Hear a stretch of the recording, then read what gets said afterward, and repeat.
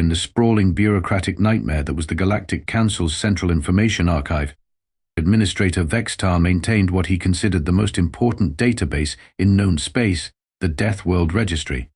This wasn't your typical travel guide. Oh no.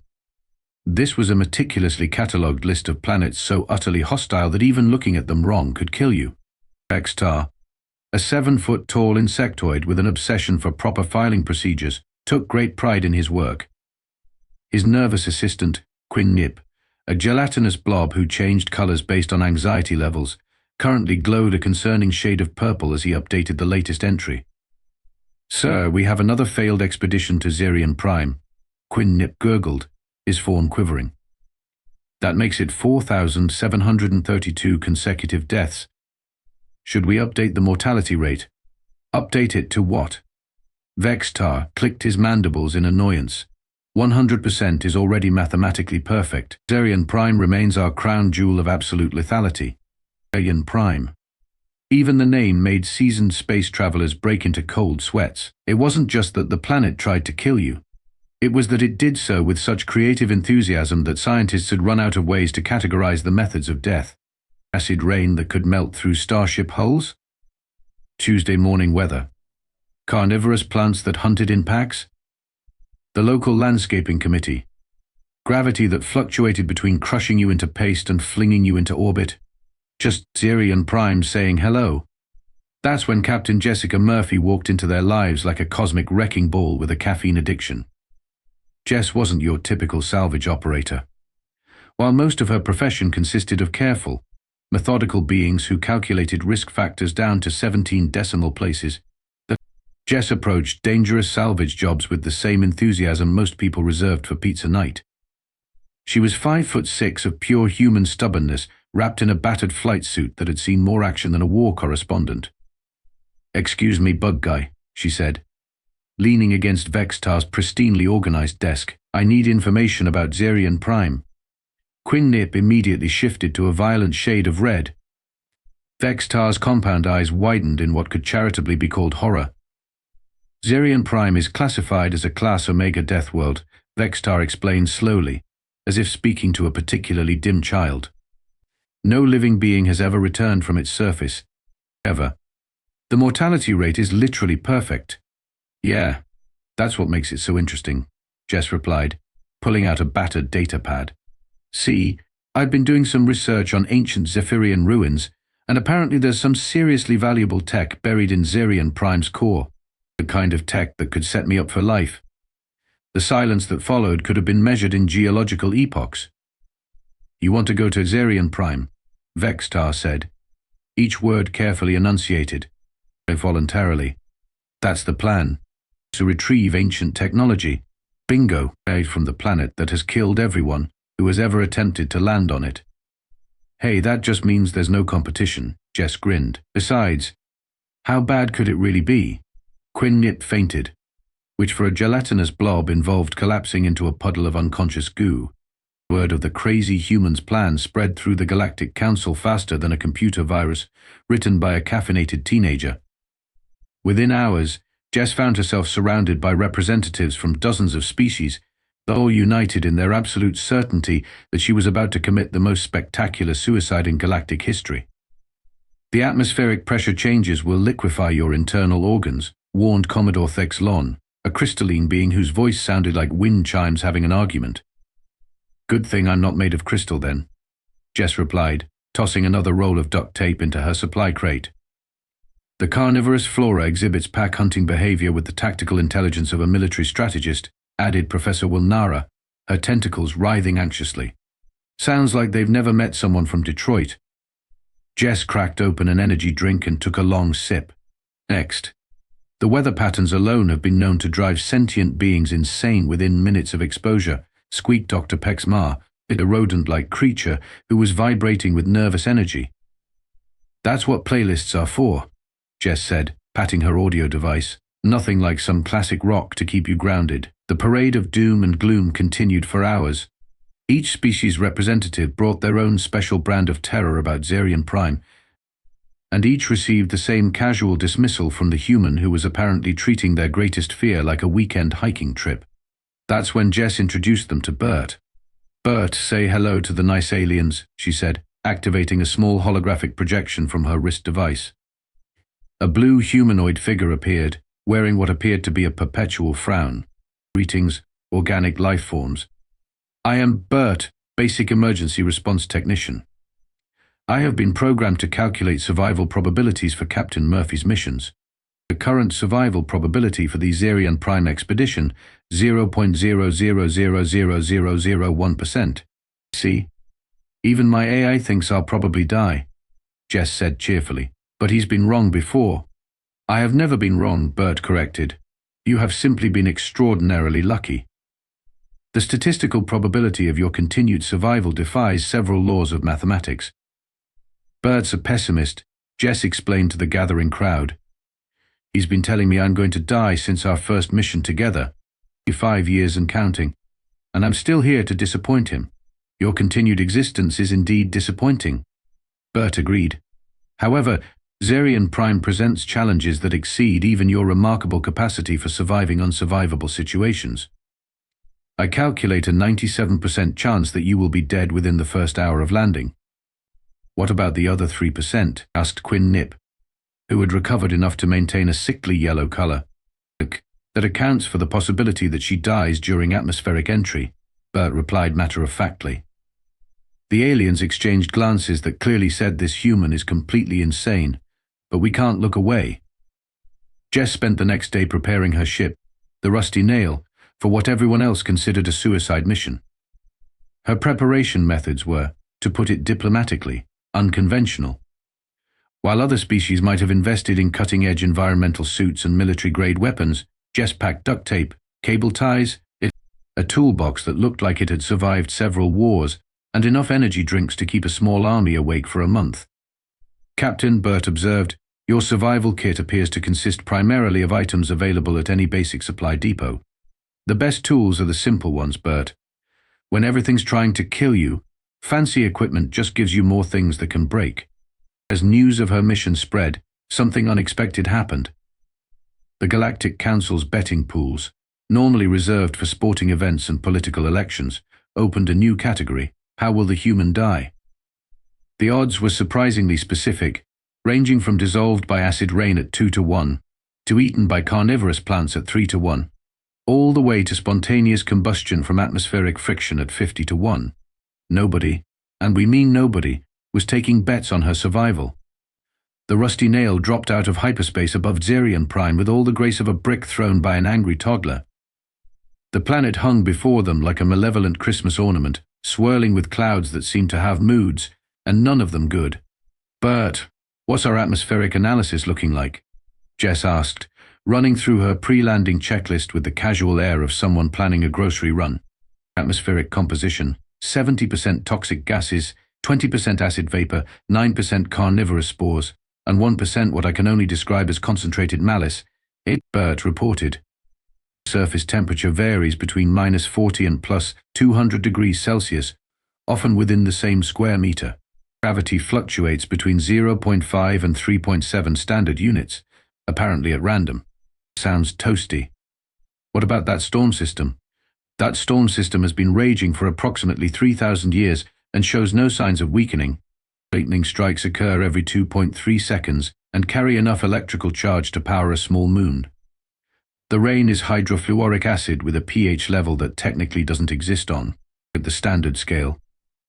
"Well, can't make an omelette without breaking a few eggs," Jess said, initiating the landing sequence. "Captain, that analogy makes no sense in this context." "BERT, buddy, nothing about this mission makes sense. That's what makes it fun." The landing was what generous observers might call eventful.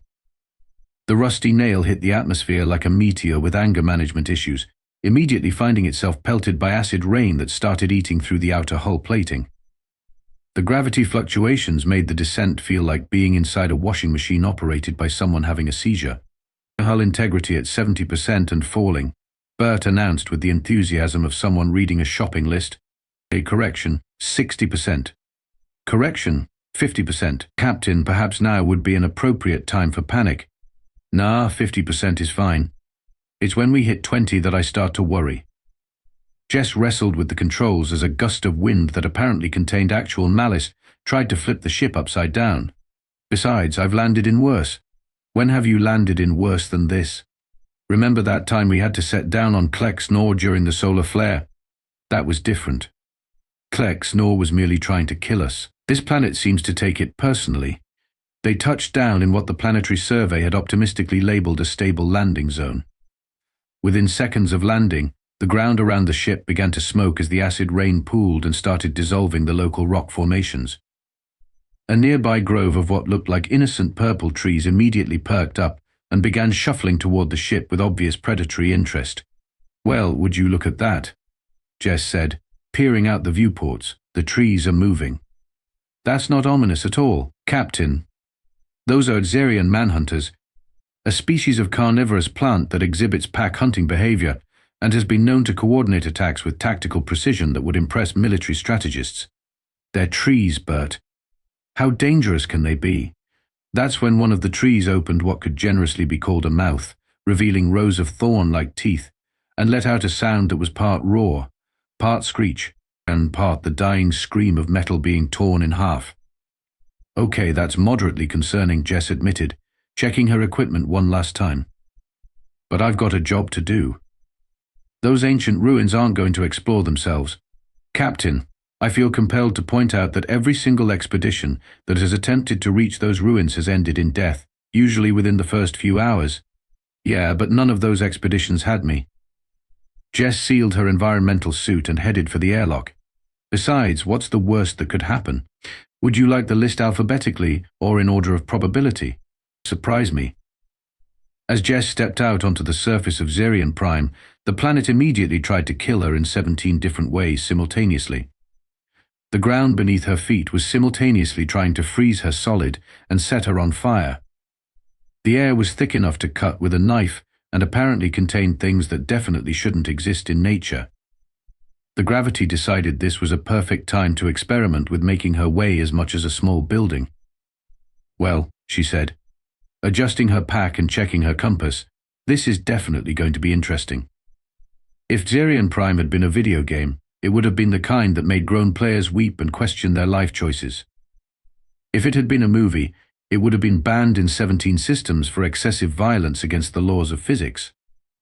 As it was, it served as Captain Jessica Murphy's personal obstacle course, and she was treating it with all the respect she'd give a particularly challenging jigsaw puzzle.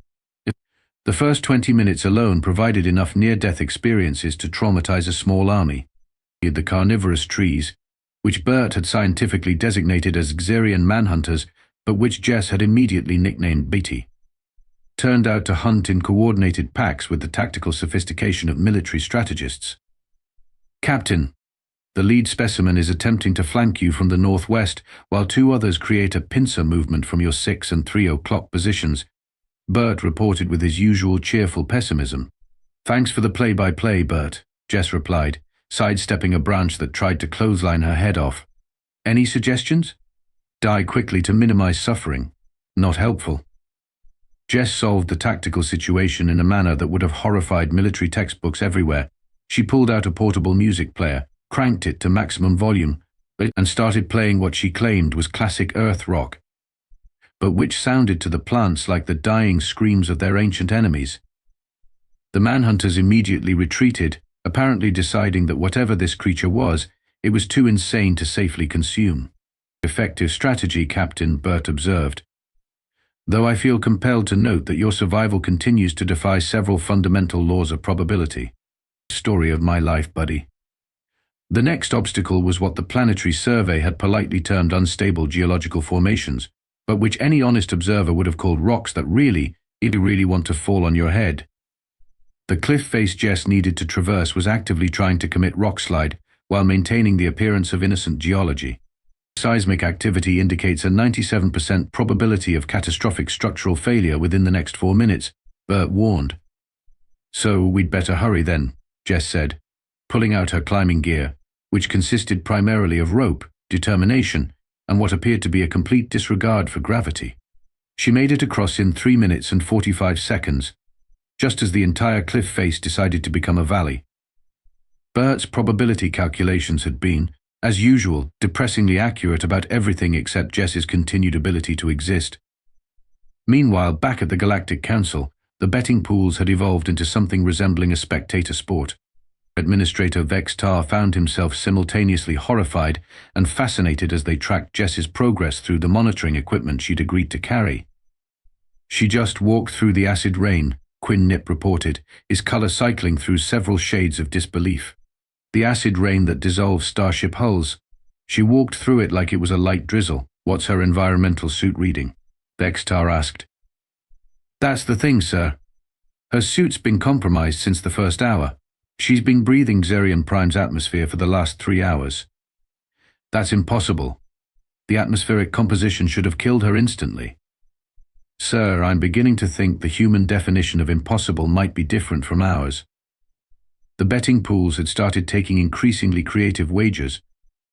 The original "how will she die" category had been expanded to include what impossible thing will she do next, and how many laws of physics can one human break.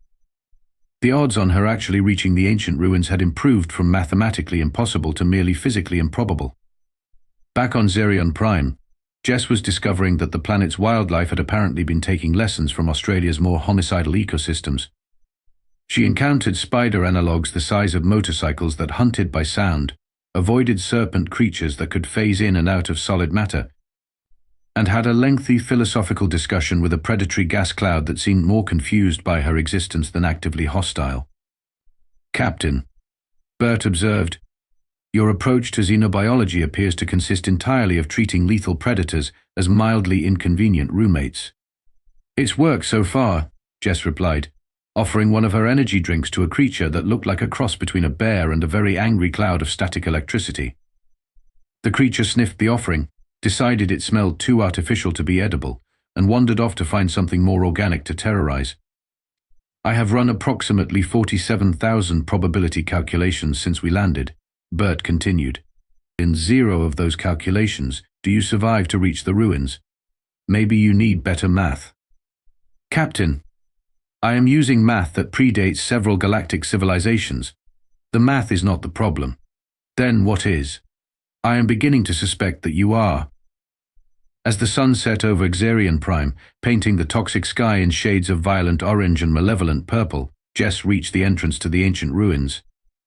She was tired, covered in various substances that probably violated several chemical safety regulations, and her equipment looked like it had been through a blender operated by someone with a personal grudge against machinery. But she was alive, conscious, and about to do something that no one in recorded galactic history had ever done before.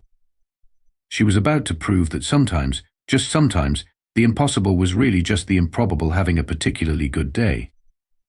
The ancient ruins of Xerion Prime rose from the planet's core like the fever dream of an architect with serious anger management issues. Massive stone structures twisted impossibly into the sky, defying gravity, common sense, and several fundamental principles of engineering. The entrance was guarded by what appeared to be statues. If statues typically glowed with malevolent energy and tracked movement with eyes that definitely shouldn't exist on carved stone. "Well, this looks welcoming," Jess said, adjusting her pack and checking her remaining equipment. Most of her gear had been destroyed, dissolved, or traumatized by the journey, but she still had her trusty multi-tool, half a roll of duct tape, and 3 energy drinks. "Captain, preliminary scans indicate the presence of approximately 73 distinct defensive systems, each designed to kill intruders in increasingly creative ways," BERT reported. "I calculate your survival probability at approximately, let me guess, 0? Actually, I've stopped calculating your survival probability. My processors were beginning to overheat from the mathematical contradictions. The Guardian statues turned out to be less ancient mystical protectors and more really enthusiastic security system. They came to life the moment Jess stepped within 20 feet of the entrance, revealing themselves to be 12-foot-tall constructs of animated stone with glowing eyes and an apparent PhD in creative violence.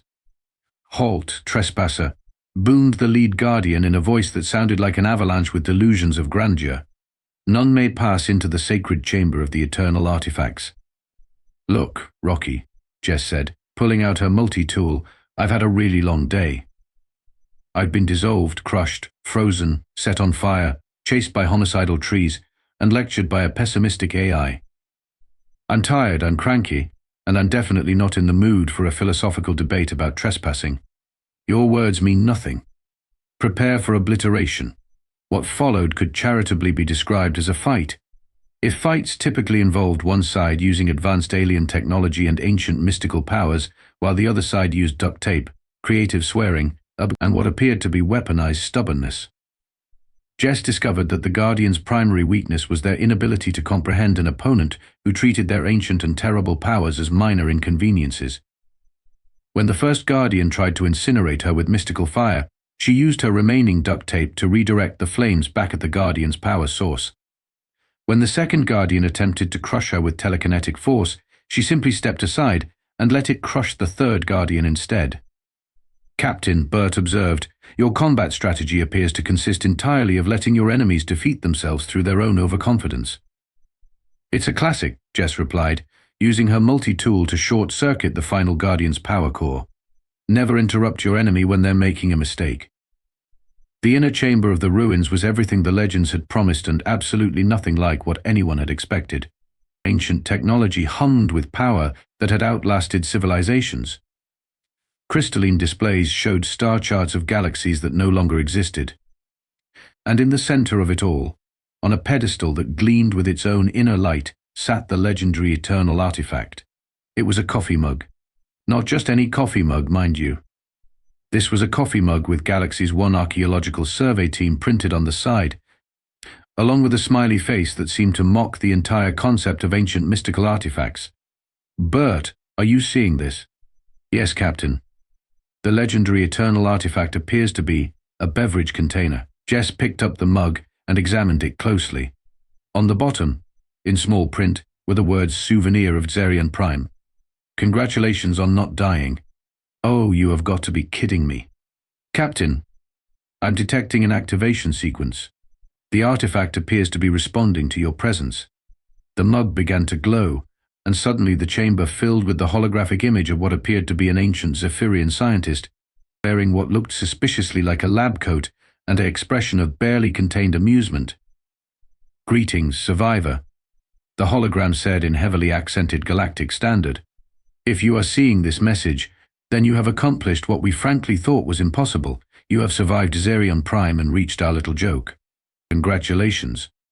You are either incredibly lucky, incredibly stupid, or incredibly human, possibly all three. Jess looked at BERT's projection. BERT looked back. Neither of them said anything for a long moment. And the Zephyrians, the hologram continued, were a species with what you might call a twisted sense of humor. Xerion Prime was never meant to house ancient technology or mystical artifacts. It was our ultimate practical joke. Designed to see if anyone in the galaxy was stubborn enough to survive a planet that was literally designed to kill everything that landed on it. So the whole thing was a prank? Jess asked. The most elaborate prank in galactic history, the hologram confirmed, though we did leave you something useful. The real treasure isn't ancient technology. It's the fact that you've just proven something that every civilization in the galaxy thought was impossible. That there are beings crazy enough to survive anything if they're determined enough. The chamber began to fill with additional holograms, showing recordings of Jess's entire journey across Xerion Prime. Her casual dismissal of acid rain, her negotiation with carnivorous trees, her complete disregard for probability and common sense. These recordings will revolutionize galactic understanding of survival, determination, and the power of refusing to acknowledge when something is impossible. The hologram explained. You, Captain Murphy, have just become the most valuable survival consultant in known space. BERT's projection flickered. Captain, I believe I'm experiencing what humans call irony overload. Join the club, buddy, Jess said, taking a sip from the mug. It turned out to be filled with surprisingly good coffee.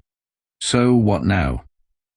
Now, said the hologram with a grin that transcended species barriers, you go home and show the galaxy that impossible is just another word for Tuesday.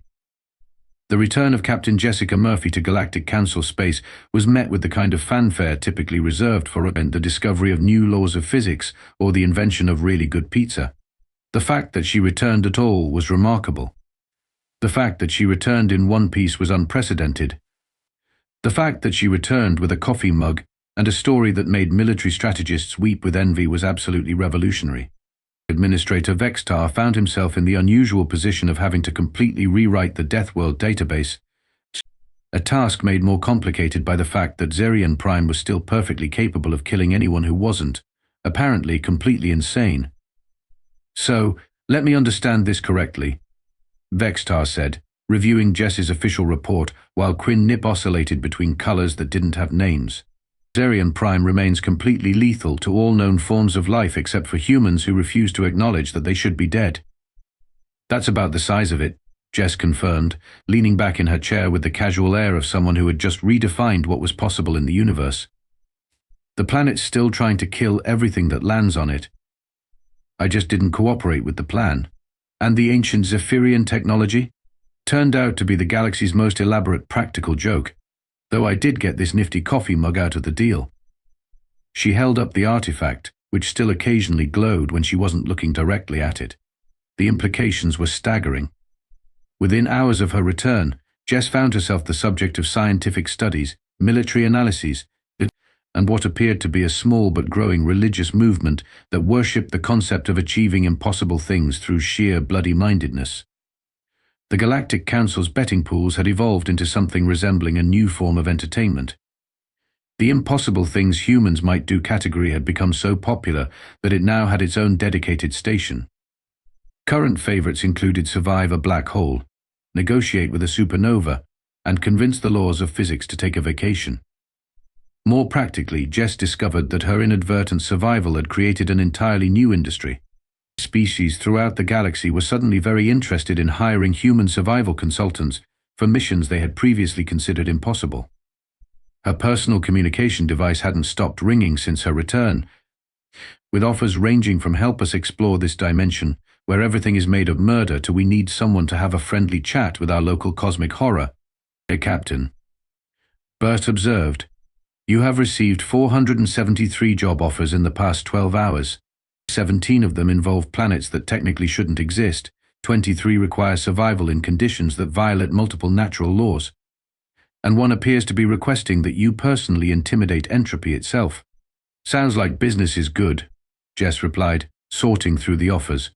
"What about that one from the Andromedan Science Collective? They want you to test their new experimental death world. Apparently they've designed a planet specifically to be more hostile than Xerion Prime and want to see if it's actually possible to create something that could kill a human." "Ah, what's the pay like?" "Captain, they're offering enough credits to buy your own solar system." Tempting. Very tempting. The cultural impact of Jess's survival had been equally profound. Several species had begun incorporating human-style determination training into their educational systems. The phrase "going human on it" had entered galactic slang as a term meaning to solve a problem through pure, stubborn refusal to admit defeat. Tourist agencies were advertising Death World tours, human guide included, with varying degrees of success. Perhaps most importantly, the Galactic Council had been forced to create an entirely new classification system for planets. The traditional categories of hospitable, challenging, dangerous, and Death World had been supplemented with a new category, Death World, unless you're human. Xerion Prime had become the first planet to receive this designation, though early reports suggested it wouldn't be the last. "Sir." "Yes, sir." Quinn Nip reported to Administrator Vextar, "We've received preliminary surveys from 3 other planets that appear to meet the new classification criteria. Apparently, the knowledge that such worlds can be survived has inspired several exploration companies to investigate previously impossible destinations, and they're all requesting human consultants. Every single one." The phrase "get me a human" has become the standard response to impossible survival situations. Back in her newly expanded office, Jess was fielding calls from across the galaxy while BERT processed applications from species wanting to learn human-style survival techniques. "So you're telling me," she said into her communication device, "that your planet is made entirely of crystallized pain and you want me to set up a mining operation there?" "Yeah, I can probably do that. My rate is 50,000 credits per impossibility, plus expenses." "Captain," BERT interjected, "I feel compelled to point out that you have now officially made surviving impossible situations your primary career." "BERT." Buddy, I've been making a living off of impossible situations since I started. This is just the first time the galaxy's been willing to admit it. Indeed. Though I must note that your survival probability calculations have become so paradoxical that I've had to develop entirely new mathematical frameworks just to process them. Speaking of which, what's our next destination looking like? BERT's projection flickered through several complex displays. Well, there's an offer from the Rigel Science Consortium to explore a pocket dimension where the laws of physics are apparently suggestions rather than rules. There's a request from the Centauri Mining Guild to investigate a planet where the gravity randomly reverses every few minutes. And there's a particularly interesting proposal from the Deep Space Archaeological Society to visit a world where time flows backward on Tuesdays. Which one pays the best? The time reversal planet. Apparently they're offering payment in advance for work you haven't done yet. I like it. Set a course for temporal confusion and payday. As the rusty nail prepared for departure, Jess took one last look at the communications backlog. Hundreds of requests, dozens of impossible jobs, and more credits than she knew what to do with. All because she'd been too stubborn to die when the universe politely suggested she should. You know, Bert, she said, settling into the pilot's seat, I think we might be onto something here. Captain, we have redefined what the galaxy considers possible. I calculate a 97% probability that your continued existence will eventually break the universe. Sounds like fun. Besides, if I break the universe, I'll just fix it with duct tape. Captain, that's not how universe-level repairs work. Says who? I bet nobody's ever tried. And with that, Captain Jessica Murphy, the woman who had turned impossible into a career choice, set course for her next adventure, leaving behind a galaxy that would never quite look at the word impossible the same way again. After all, if a human with duct tape and an attitude could survive Xerion Prime, what else might be possible? The universe, as it turned out, was about to find out.